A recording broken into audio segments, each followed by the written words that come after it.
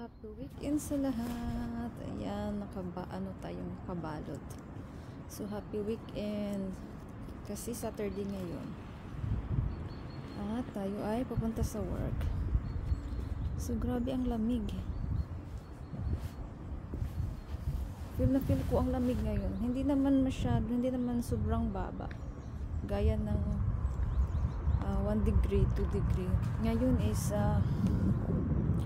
7 degree daw. Tapos feels like 4 degree. Pero ang lamig talaga. Nilalamig ako, tapos balot na balot ako sa loob. Tapos yung aking kilikili ay pinagpawisan. Ramdam ko na may pawis na ano. So mangamoy-ngamoy tayo ng pawis nito mamaya. So ito yung struggle dito pag malamig. Parang balot na balot ka, tapos kasi malamig. Pero sa loob, kaloob-looban. Sa loob ay napawisan tayo. So may tram dito. Nag-aantay tayo ng tram papunta ng work.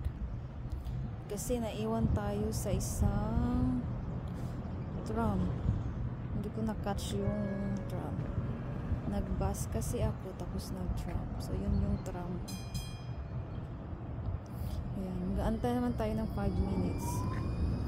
5 minutes yung aantay na. Ayun, umalis na ang tram. So ngayon, work tayo. Para may pera tayo. Ayan. Balot na balot ako. Ang lamig talaga. Bakit kaya ngayon malamig? Sabi daw siguro mamaya-maya maging 12 degree. Hopefully, pero ngayon malamig. Nasa ano pa tayo ngayon na oras? Ano mga oras ngayon? Ay, nasa 9:30 na ngayon. So, lamig. Ganda naman. Uling-uling.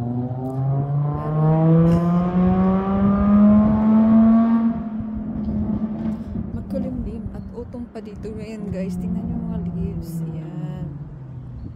Ayan. Kayo guys, anong gawa nyo? Anong plano nyo sa weekend? So this weekend work ako. So next weekend, pero Sunday lang off ko rin. At saka sa Tuesday off ko rin. Kasi meron tayong doctor's appointment.